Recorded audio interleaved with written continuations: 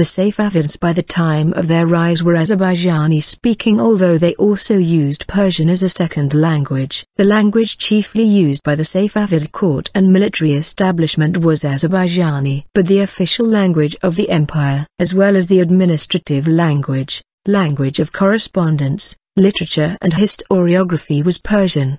The inscriptions on Safavid currency were also in Persian. Seen from Attar's The Conference of the Birds, by Habibulla Meshedi, 1600. Safavids also used Persian as a cultural and administrative language throughout the empire and were bilingual in Persian. According to Arnold J. Toynbee, in the heyday of the Mughal, Safawi, and Ottoman regimes, New Persian was being patronized as the language of litterae humaniores by the ruling element over the whole of this huge realm, while it was also being employed as the official language of administration in those two-thirds of its realm that lay within the Safawi and the Mughal frontiers. According to John R. Perry, in the 16th century, the Turcophone Safavid family of Ardabil in Azerbaijan, probably of Turkicized Iranian origin, conquered Iran and established Turkic, the language of the court and the military, as a high-status vernacular and a widespread contact language,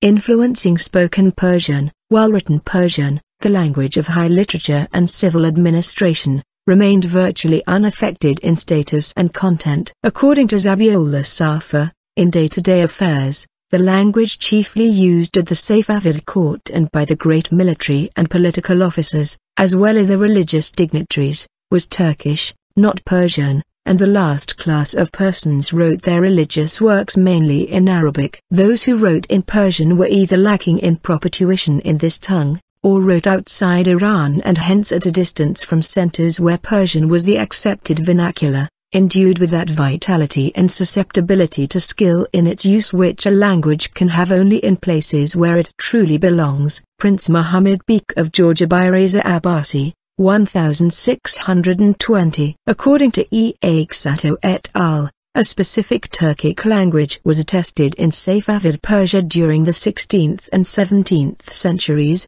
a language that Europeans often called Persian Turkish, Turk-Ajemi, lingua Turcico-Ajemica, which was a favorite language at the court and in the army because of the Turkic origins of the Safavid dynasty.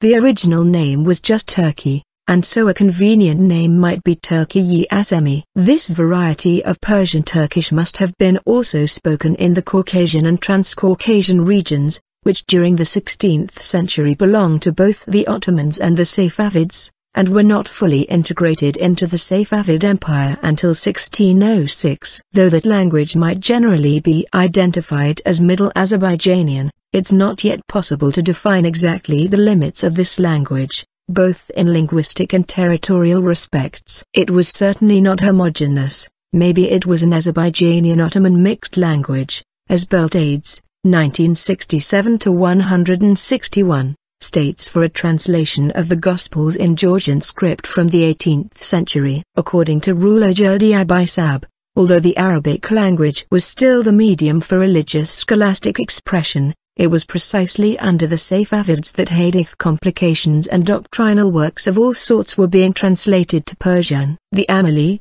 Lebanese scholars of Shia faith, operating through the court-based religious posts, were forced to master the Persian language. Their students translated their instructions into Persian. Persianization went hand in hand with the popularization of mainstream Shia belief. According to Cornley's Versteeg, the Safavid dynasty under Shah Ismail, 961-1501, adopted Persian in the Shiite form of Islam as the national language and religion. Legacy. It was the Safavids who made Iran the spiritual bastion of Shiism against the onslaughts of Sunni Islam, and the repository of Persian cultural traditions and self-awareness of Iranianhood, acting as a bridge to modern Iran. The founder of the dynasty, Shah Ismail, adopted the title of Persian Emperor Padishah Iran, with its implicit notion of an Iranian state stretching from Khorasan as far as Euphrates, and from the Oghuz to the southern territories of the Persian Gulf. According to Professor Roger Savory,